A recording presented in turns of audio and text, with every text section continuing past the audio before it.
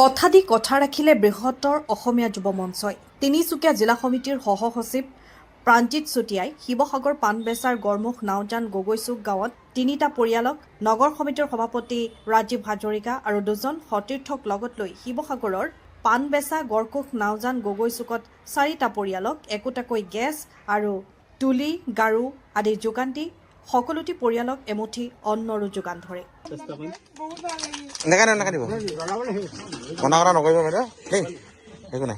সদায় ভালকে থাকক সেইটো আশা কৰিলো দেই আপোনালোকে সদায় দাদা দেই ভালকে থাকক দেই দেখাই দিয়ক নাকাটিব নাকাটিব এটা দেখাই দিলে হ'ব কালি টেষ্ট কৰা লেটা আছে লাইটাৰ হ'ব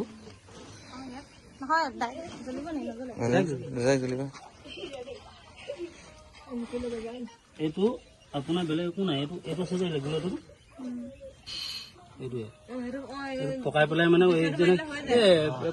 দতাটো জানিব এইটো হেৰি জ্বলাই যে আপোনাৰ আগতে যে মাছ লাইটটো জ্বলাই যে এই লেম্পটো যে জ্বলাই পকাই পেলাই এইটো আপোনাৰ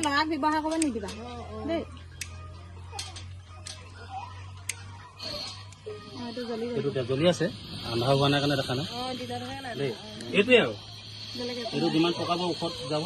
আমাৰ বৃহত্তৰ অসমীয়া যুৱ মঞ্চ তিনিচুকীয়া জিলা সমিতি মূলত আছে নগৰ সমিতি সতীৰ্থসকল আছে। কথা যেনেকৈ আপোনাক আহিছিলোঁ যোৱাবাৰ আমাৰ এই বিশেষকৈ আমি ধন্যবাদ জনাব লাগিব আমাৰ দেৱলীনা দুৱাৰ গগৈ বাইদেউক। তেখেতে আমাক লৈ আহিছিলে এই বাইদেউসকলৰ ওচৰলৈ। তো যোৱা বেলেগ একো নহয়, যোৱা 16 আগষ্ট আহি দেখিছিলোঁ খুবেই মৰ্মান্তিক পৰিৱেশ, সকলোফালে পানী, নদীৰ মাজেদি আহিছিলোঁ। আহি ইয়াত দেখিলোঁ যে তেখেতলোকে ক'লে যে চৰকাৰীভাৱে যি অনুদান আহে প্ৰায় মানে ইয়াত নাপায়হি। নাও ওচৰেদি যায় যদিও এইফালে নাও ঘোঁৰা আমি দেখিবলৈ অনুভৱ নকৰোঁ নাপাওঁ। তেখেতে অভিযোগ কৰা মানে খুব ক্ষুদ্ৰতম পৰিমাণে কৈছিলে যে তোচকৰ অভাৱ হৈছিলে। সঁচাকৈ আমি দেখি গৈছিলোঁ এই আইতাগৰাকী এখন দাঁত কাগজ পাৰি সেই দিনত আমি শুই আছিলে দেখি খুব মানে নিজকে বৰ দুখ এটা অনুভৱ কৰিছিলোঁ আৰু কৈ গৈছিলোঁ যে অনাগত দিনত অহা দেওবাৰে আমি আহিবলৈ চেষ্টা কৰিম আপোনালোকৰ কাষলৈ। আৰু কৈছিলে ভাত বনাবলৈ অসুবিধা হৈছিলে বুলি কৈছিলে। তো সেইকাৰণে পাৰোঁ মানে সৰু সৰু চিলিণ্ডাৰ হ'লেও লৈ আহিম বুলি তিনিটা পৰিয়ালৰ 3টা চিলিণ্ডাৰ লৈ আহিম বুলি কথা দি গৈছিলোঁ। আজি আহিলোঁ সেই চিলিণ্ডাৰ 3টা আৰু তোচকখন দিওঁ বুলি। আৰু ভাবিলোঁ কি যিহেতু আমি ভাত এসাঁজ খাবই লাগিব, তো ভাত এসাঁজো আমি ইয়াতে আজি সমিলিয়াই বনাই মেলি ইয়াতে খাই আহিলোঁ। আৰু এই বাইদেউহঁতে এতিয়া কেনেকুৱা পালে কি অনুভৱ কৰিছে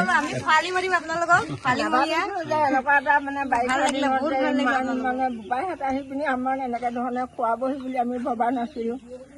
আমাৰ ভাগ্যই ভাল বুলিব লাগিব। আমাৰ ওচৰ মানুহে আমাক নেদেখিলে এই নৌবৰ যোগেদি এওঁলোকৰ চিনাকি হৈ এওঁলোকে আমাক কথাও দি কৈছিলে আহিম বুলি। সঁচাকেও আহিলে আজি দিনটোত বহুত ভাল লাগিলে। এনেখন তুলি আমি মানে বহুতে পাই আমি নাপাইছিলো। এনেকুৱা আমি জেগাত আমি ভাত বনাইছিলো টিং পাৰি একদম এতিয়াও জেকিয়ে আছে কৈছিলো বোপাইহঁতক যে মই টিং পাৰি পিনি টিং কাটি মাজেদি বাট উলিয়াই মই ভাত বনাই খাইছো। পাইহঁত মোক কিবা গেছ চেছ এটাকে দিব পাৰিবিনি বুলি মই কৈ পঠিয়াইছিলোঁ। সেইমতে বোপাইহঁতে আজি মোক দিছেহি। মোৰ মনটো খুব মৰাকালৈকে আনন্দ লগাকৈ মোক বস্তু দিছেহি। বোপাইহঁতে তুলি দিছে দিছে। আমাৰ তিনিচুকীয়া জিলাৰ যুৱ ছাত্ৰ বৃহত্তৰ অসমীয়া যুৱ মঞ্চৰ সভাপতি প্ৰাঞ্জিত দা কথামতে তেওঁ কাম কৰিলেহি দেখুৱালেহি আমাৰ এই শিৱসাগৰ গড়মুখ নাওজানত। ভাল লাগিছে। মই তেওঁ বহুত ধন্যবাদ দিছোঁ। তেওঁ সতীৰ্থসকলকো বহুত ধন্যবাদ দিছোঁ। তেওঁৰ লগত মোৰ আগতে চিনা জনা নাই যদিও এতিয়া এই বানপানীৰ যোগেদিয়ে চিনাকি বুলি ক'ব লাগিব। গতিকে তেওঁ মোৰ ফালৰ বহুত ধন্যবাদ। এখেতে মোক কৈছিলে যে আমাৰ গাঁৱৰ মানুহে ৰাতি ফোন কৰি কৈছে যে আমাৰ গাঁৱৰ মানুহে মানে আমাক এতিয়ালৈকে মানে একো সুবিধাই দিয়া নাই। মেট্ৰেছ নাই দিয়া, হাতৰ পৰা কাঢ়ি লৈ গৈছে।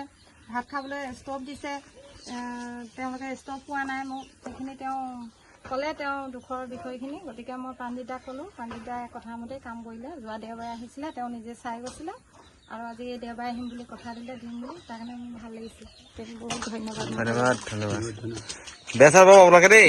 যি পাৰিছো আনিছো আৰু